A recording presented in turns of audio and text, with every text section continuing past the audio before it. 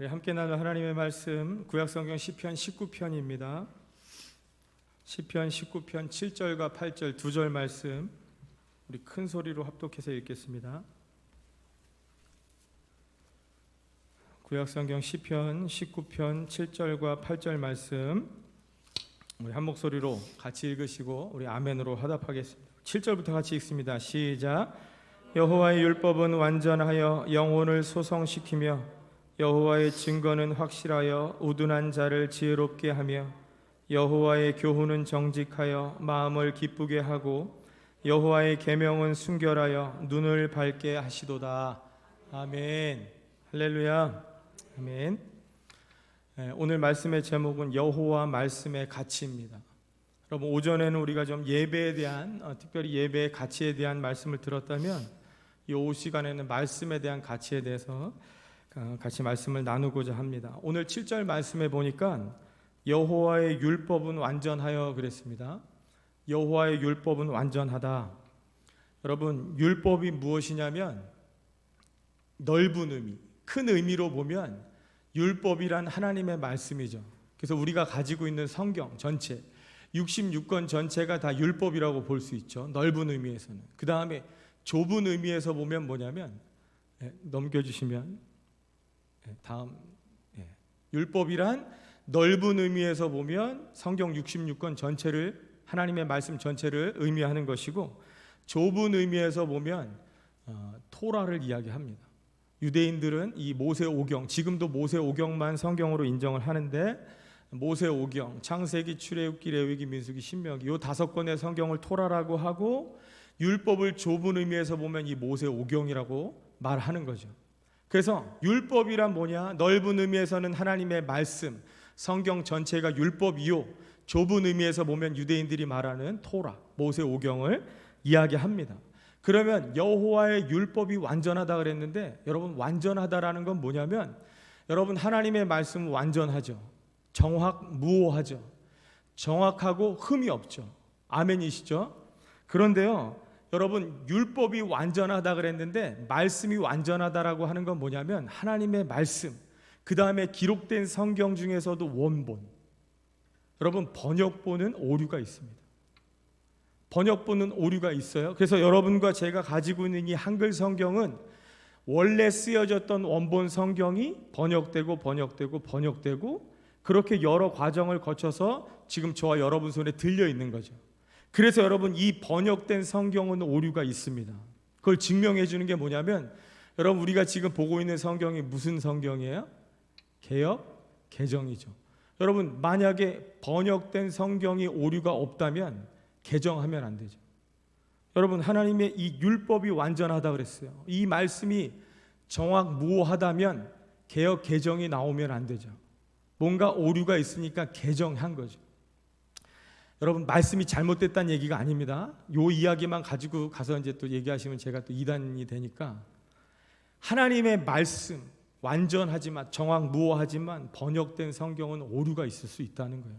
제가 왜 서론에 이러한 말씀을 드리냐면 여러분, 그렇기 때문에 우리는 성경이 쓰여진 언어를 이해할 필요가 있습니다. 여러분, 성경이 어떤 언어로 쓰여졌어요? 히브리어로 쓰여졌어요.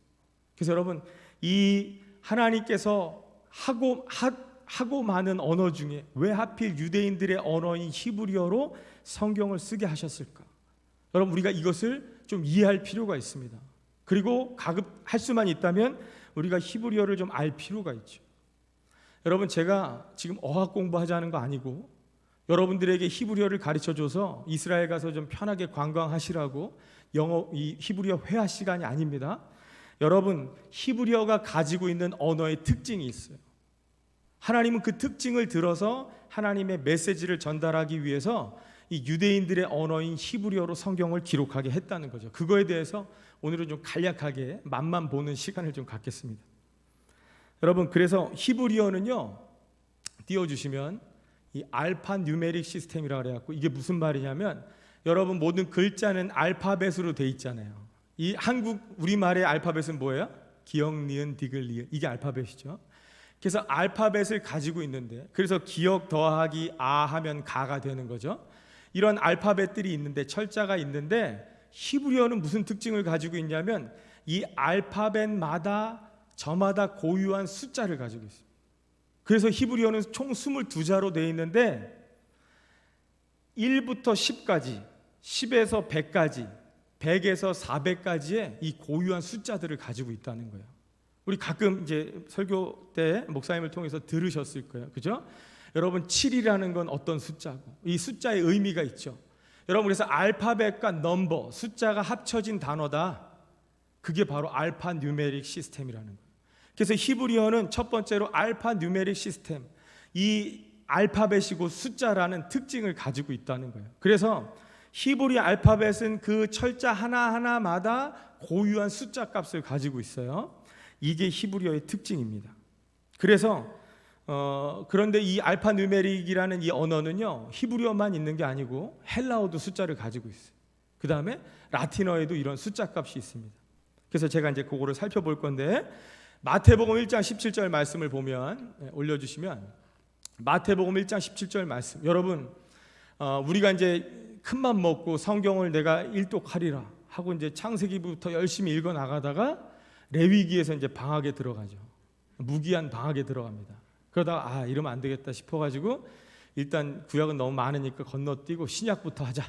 그래서 마태복음을 딱 피면 낳고 죽고 이러다 내가 죽죠. 여러분 이 힘들잖아요. 그런데 마태복음이요, 예수 그리스도의 계보라 이렇게 시작을 하는데, 특별히 17절 말씀을 보면 띄워주시면, 그런즉 모든 대수가 아브라함부터 다윗까지 14대요. 여러분 지금 이 마태복음을 기록한 이 저자 마태가 마태복음을 쭉 예수님의 족보로 시작해서 낳고 죽고 하다가 17절에 와서 모든 대수가 아브라함부터 다윗까지가 14대요.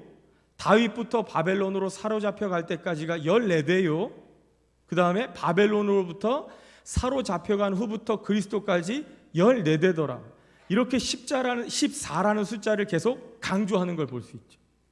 여러분 이거를 그냥 우리 이 번역된 한글 성경으로 보면 그냥 아무 의미가 없는 것처럼 보여지지만, 이걸 히브리어로 보는 이 유대인들 혹은 히브리어로 이 말씀을 보게 되면 왜 마태가 저기에다가 14라는 숫자를 반복해서 썼을까?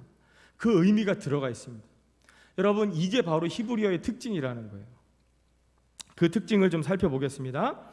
여러분 마태복음은 마태가 썼는데 이 대상이 누구냐? 이 말씀을 받는 이 수신자, 이 기록 대상자들이 누구냐면 유대인입니다.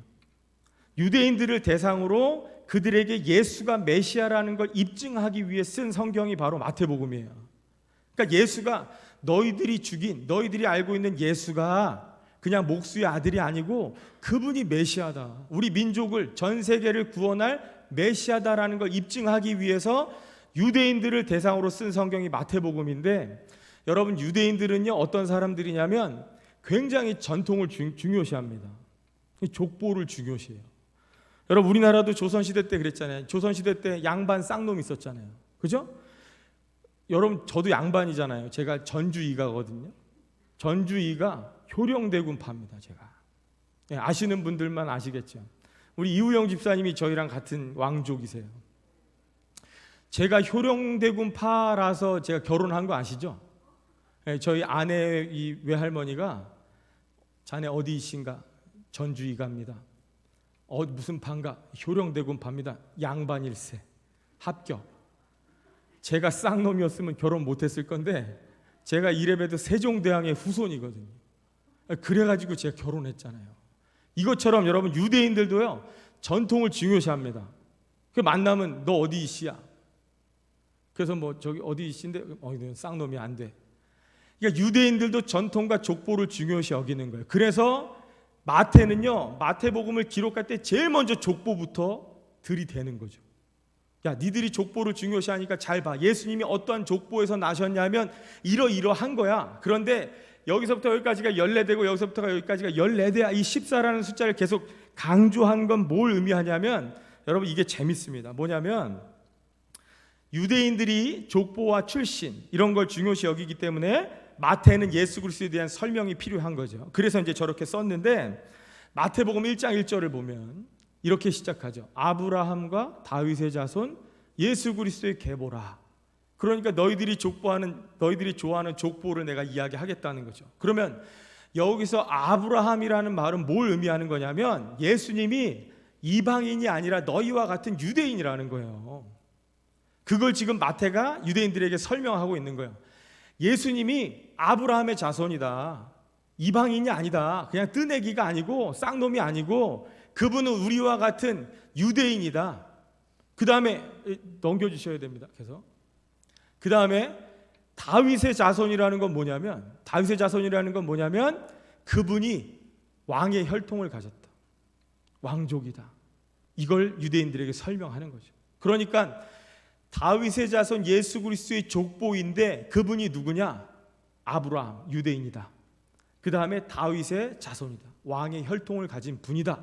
그분이 메시아다. 제발 좀 믿어달라. 여러분 이렇게 쓰는 거죠. 그래서 그러면 이제 왜 14라는 숫자를 마태가 이렇게 3번씩이나 강조했냐면 띄워주시죠. 이 게마트리아라는 게 있습니다. 오늘 많은 거 배우죠.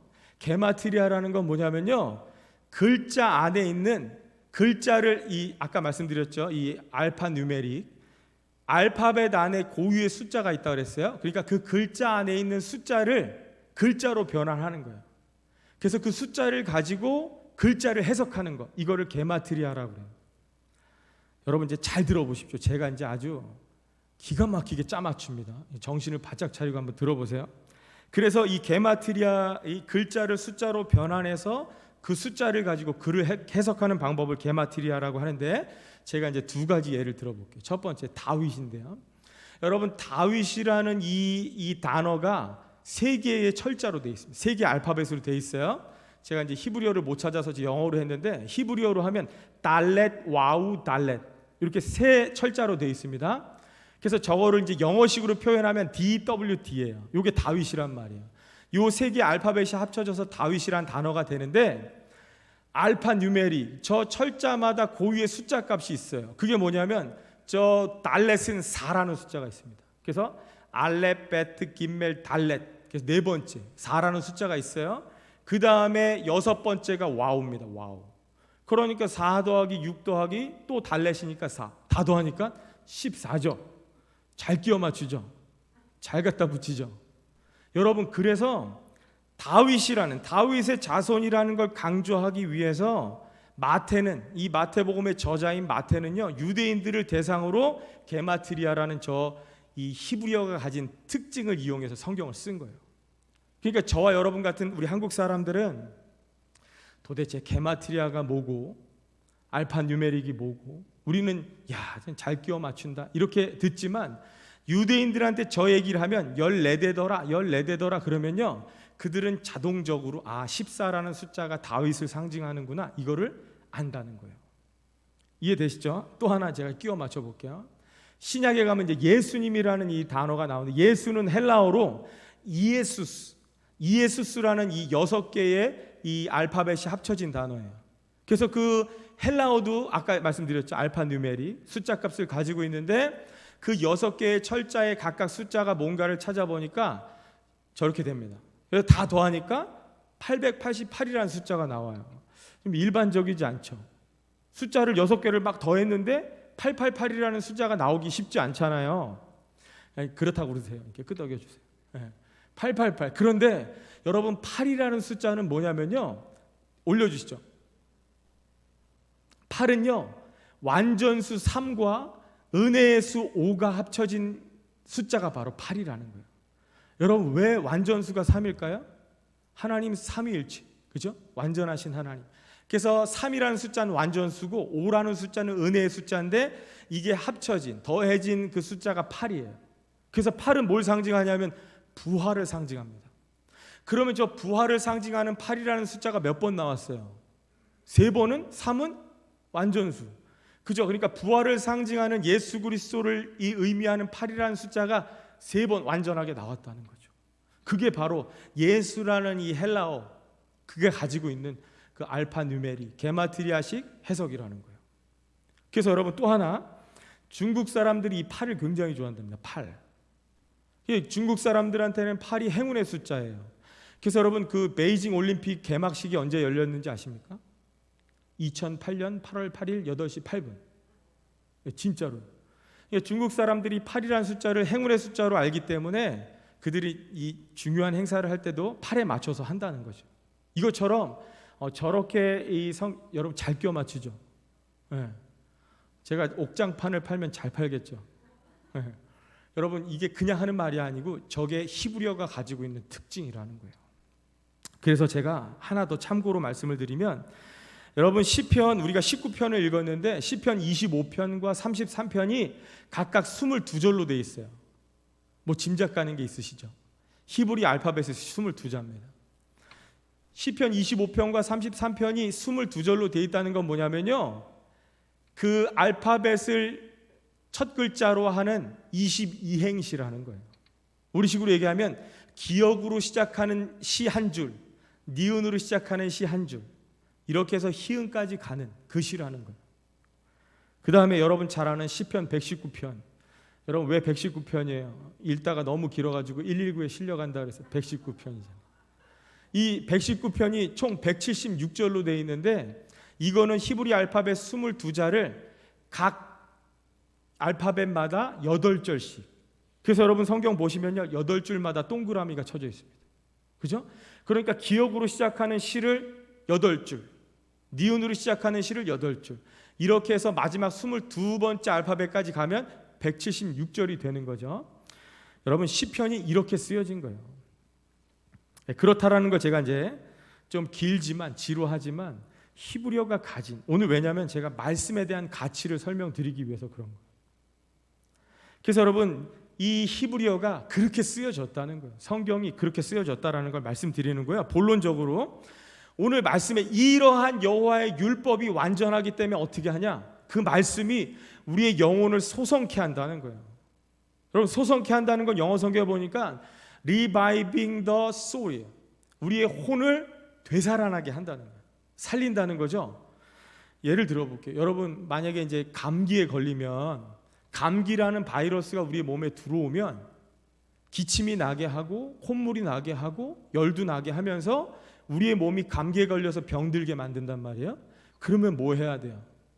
약국에 가서 약을 또 먹죠.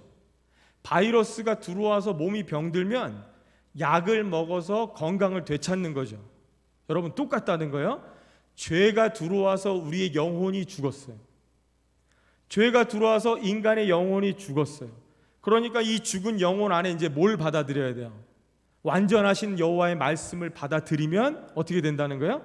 영혼이 살아난다는 거죠. 리바이빙 된다는 거예요. 그걸 지금 오늘 시편에서 말씀하고 있는 거죠. 여러분 코로나도 마찬가지죠. 여러분 왜 이렇게 마스크 쓰고 코로나를 두려워하는 거예요? 그 코로나라고 하는 바이러스가 우리 몸에 들어오면 호흡기 질환을 일으키고 기침과 발열을 동반하고 심지어 사망에 이르게 또 한다는 거죠. 그래서 여러분 뭐를 지금 기다리고 있어요? 많은 사람들이, 전 세계의 많은 사람들이 마스크 쓰고 뭘 간절히 기다려요? 백신을 기다리잖아요. 그래서 여러분 요즘에 관심사가 뭐예요? 백신 언제 나온다니? 백신이 도대체 어느 나라에서 먼저 이게 개발될 것이냐? 이게 관심사잖아요. 여러분 이걸 통해서 우리가 깨닫기 원하는 건 뭐냐면, 여러분 지금 이제 예수님 오실 날이 멀지 않았다고 그래요. 그래서 우리는 거룩한 예수님의 신부, 정결한 신부가 돼서 장차 오실 예수님, 우리의 신랑 되신 예수님을 마라나타 주 예수여 어서 오시옵소서 기다려야 되는데, 사탄이 지금 어떻게 했냐면 코로나라는 바이러스를 집어넣으니까 영혼이 병들어서 지금은 누굴 기다려요? 백신을 기다려요. 그럼 여러분 지금 오늘날의 시대, 여러분 이 코로나 시대라는 얘기를 해요. 언택트 시대 이런 얘기를 합니다.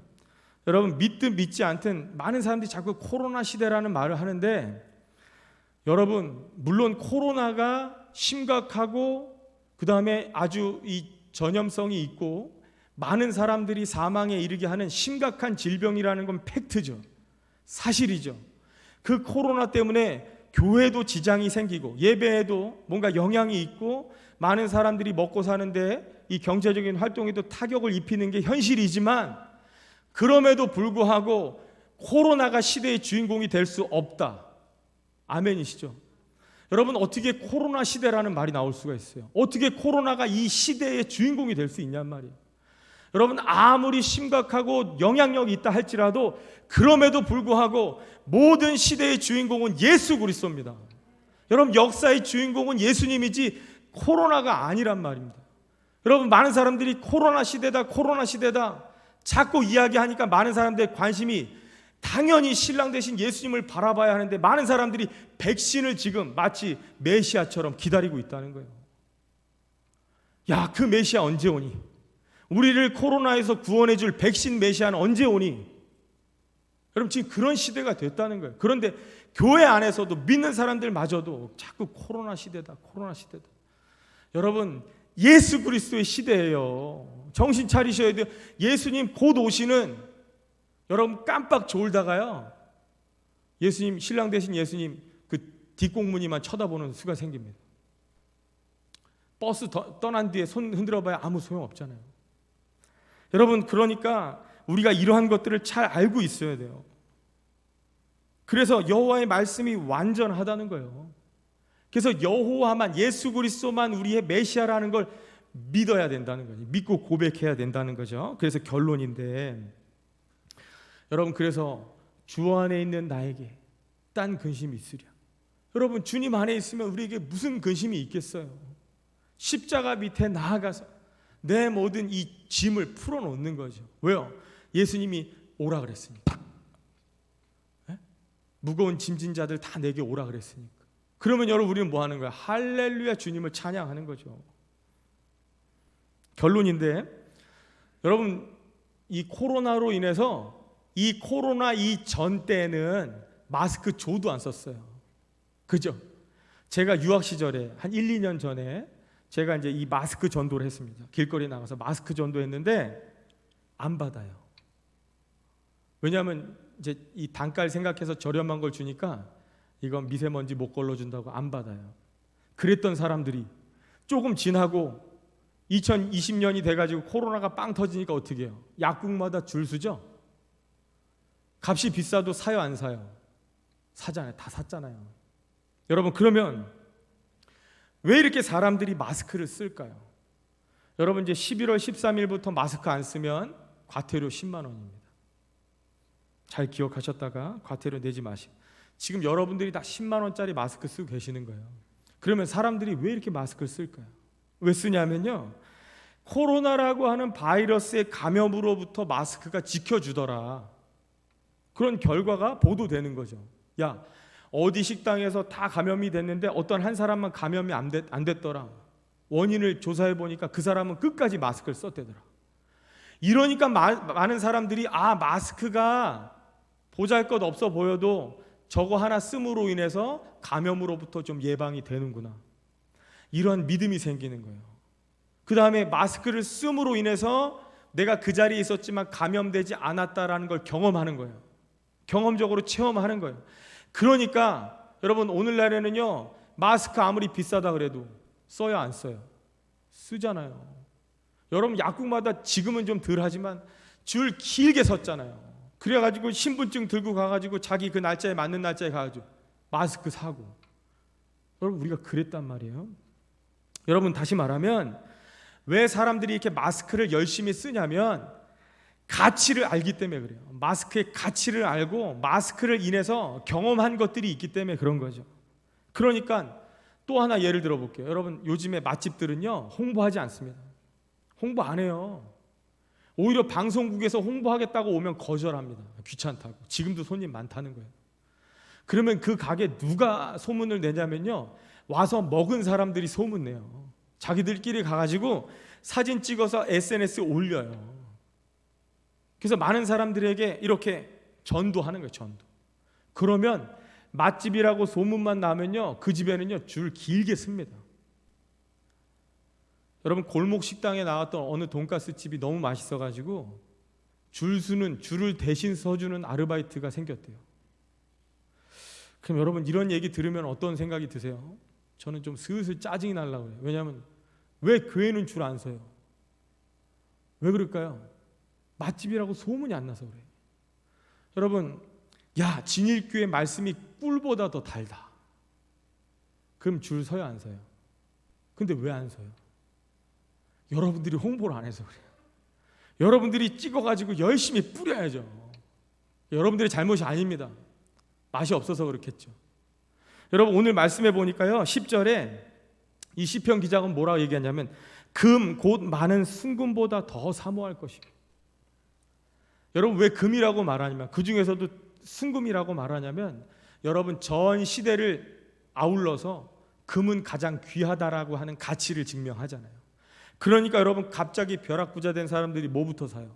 금부터 사는 거예요. 금두꺼비 사는 거죠. 여러분 그러니까 이 시편 기자는 지금 이 금을 어디다 비교하는 거냐? 여호와의 말씀에 비교하는 거예요. 여호와의 말씀의 가치가 세상의 어떠한 가치보다 더하다는 거예요. 여러분 줄을 길게 서서 비싼 값을 치르고 맛있는 그 한 끼 밥 먹는 거, 그 다음에 마스크 쓰는 거보다 더 귀한 게 뭐예요? 예배고 말씀이라는 거죠. 그런데 여러분 사람들이 이 가치를 아직 모르기 때문에 그렇다는 거예요.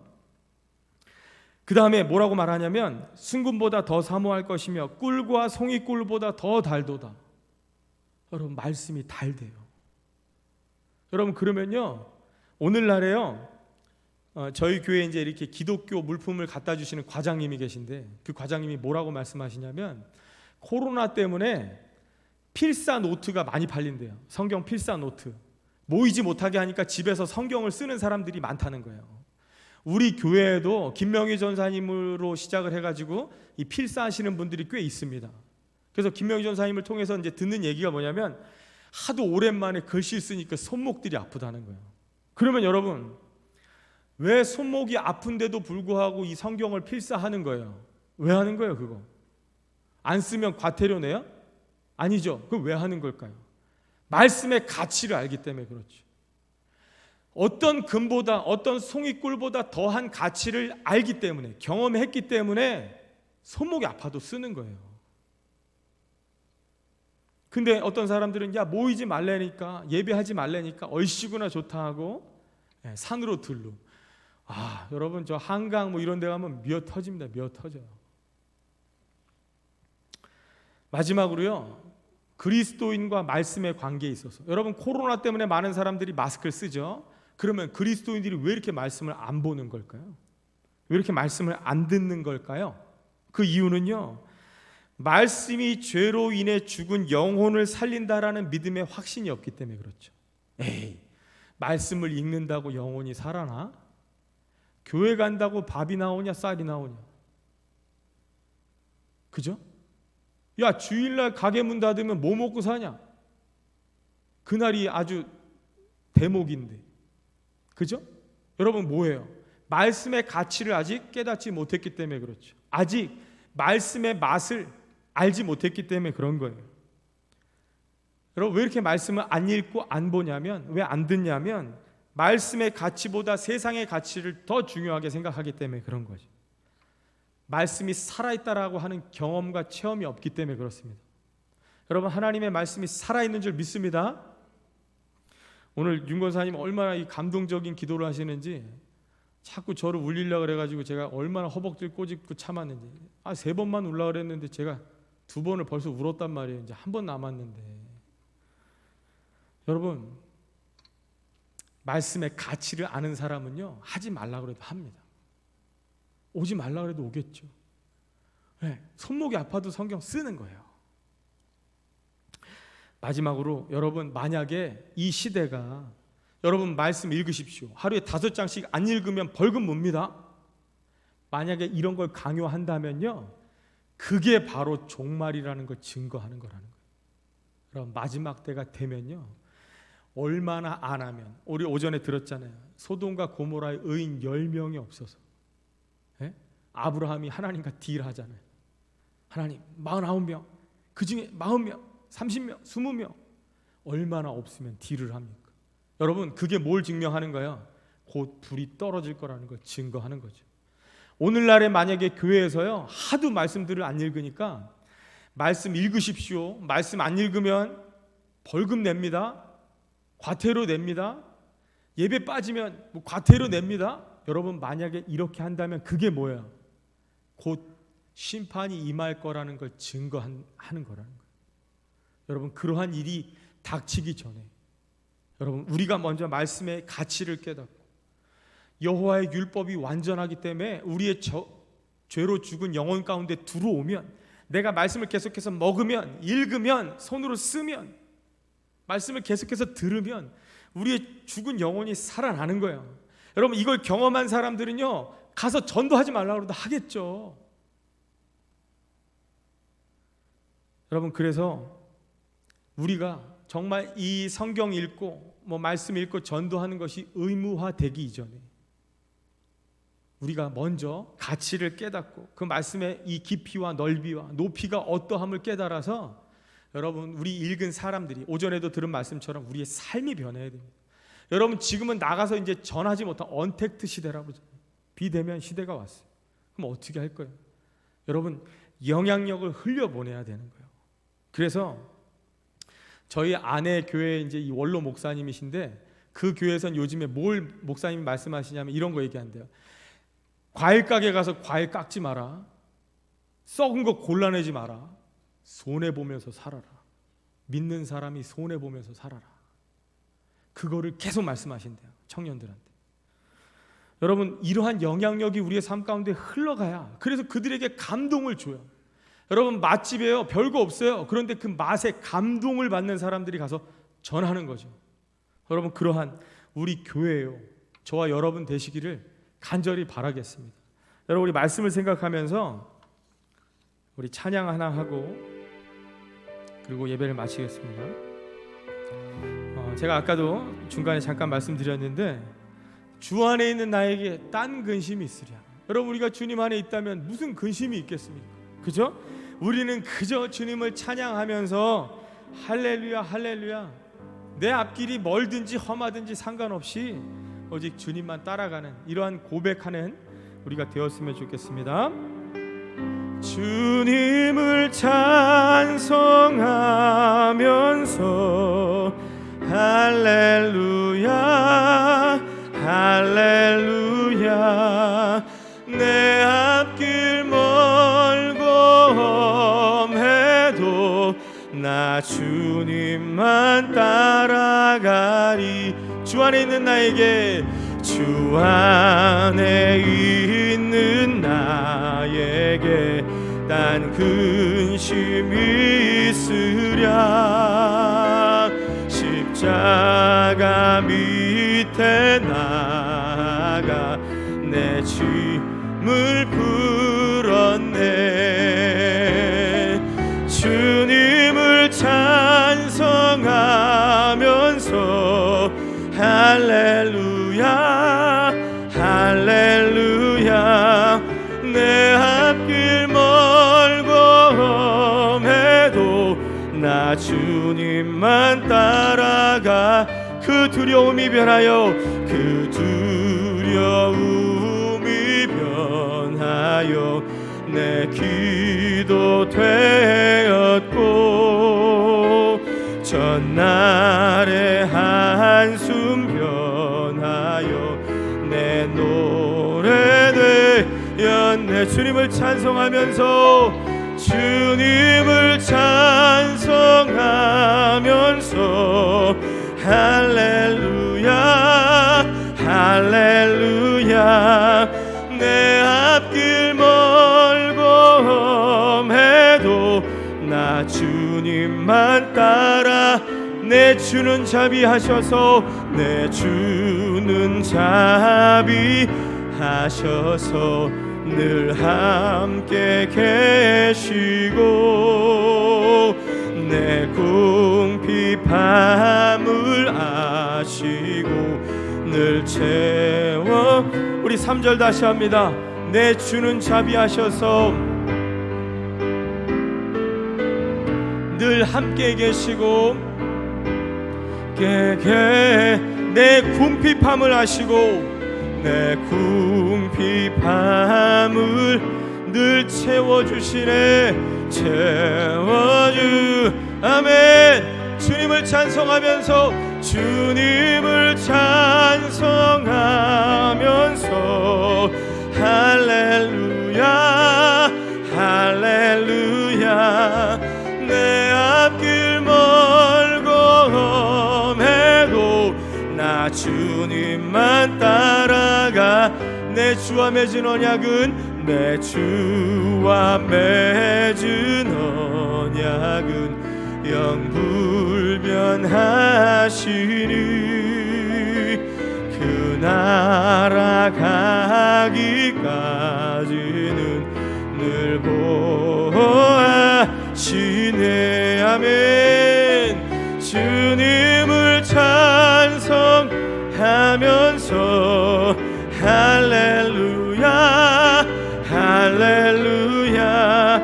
내 앞길 멀고 험해도 나 주님만 따라 주님을 찬송하면서 주님을 찬송 할렐루야 할렐루야 할렐루야. 내 앞길 멀고 험해도 나 주님만 따라가리. 우리 오늘 들은 말씀들을 기억하면서 우리 오전에는 예배가 얼마나 중요하고 가치 있는지에 대해서, 또한 이 오후 시간에는 말씀이 얼마나 중요하고 가치 있는지에 대해서 우리가 말씀을 들었습니다. 우리 들은 말씀들을 기억하고 여러분 잠잠히 한번 기도하고 그렇게 마쳤으면 좋겠습니다. 우리 들은 말씀들을 기억하면서 또한 내일부터 시작되는 한 주간의 삶을 위해서 우리 다 같이 합심해서 기도하겠습니다. 주님 하나님, 소돔과 고모라의 의인 10명이 없어서, 하나님께서 찾으시는 의인이 없어서 하나님 도덕적으로 윤리적으로 또한 하나님 영적으로 타락하고 실패하여서 하나님 이사야 선지자를 통하여서 하나님 많은 유대인들을 향하여 이 소돔의 관원들아, 이 고모라의 백성아, 하나님 그렇게 책망을 받지 아니하도록 하나님 오늘날 이 시대의 많은 주의 백성들이 하나님 말씀 가운데 깨어있기 원합니다. 예배 가운데 하나님 날마다 우리의 하나님 죽은 영혼들이 살아나기를 원합니다. 날마다 완전하신 여호와의 말씀이 우리의 삶 가운데 하나님 우리의 영혼을 소성케 하고 우둔한 자로 하여금 지혜롭게 하는 하나님의 귀한 말씀들이 날마다 우리의 삶 가운데 하나님 날마다 그 말씀 붙들고 살아서 아버지 하나님 우리의 신랑 되신 예수 그리스도 하나님 우리의 구원자요 메시아로 오시는 그 주님을 간절히 고대하며 기다리며 하나님 정결하게 순결하게 하나님 날마다 주님을 찬송하면서 할렐루야 할렐루야 주님만 따라하기로 결단하는 우리의 삶 되게 하여 주시옵소서. 내일부터 시작되는 한 주간의 삶도 주님 지켜주시고 동행하여 주시고 날마다 주님 손 붙들고 살아가서 하나님 우리가 날마다 그리스도 안에서 하나님 세상적인 염려와 근심 하나님 모든 두려움과 공포를 다 내려놓고 하나님 지금은 코로나 시대가 아니오 하나님 예수 그리스도의 시대인 것들을 기억하여서 날마다 다시 오실 주님 하나님 약속대로 임하실 그 주님을 날마다 하나님 기대한 우리의 삶 되어지게 하여 주시옵소서. 주님께서 하나 우리 한 사람 한 사람 흩어진 모든 성도들 저들의 가정마다 저들의 삶 속에 함께하여 주시며 하나님 그리하여서 저들의 삶 가운데 날마다 예수 그리스도의 평강이 차고 넘치게 하여 주시옵소서. 주님 믿고 감사하며 예수님의 이름으로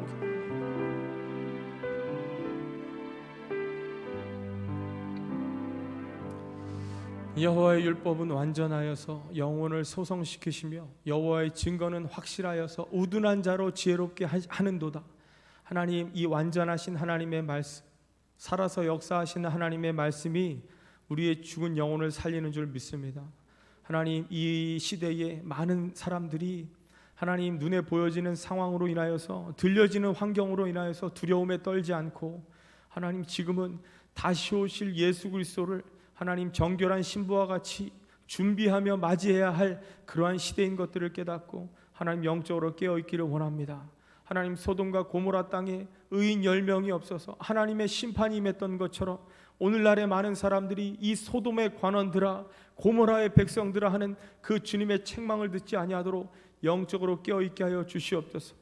도덕적으로 윤리적으로 늘 정결하고 하나님 순결한 신부와 같이 준비된 삶을 살아가는 우리 모두가 되게 하여 주시옵소서. 하나님 오늘 들은 말씀들을 마음에 새깁니다.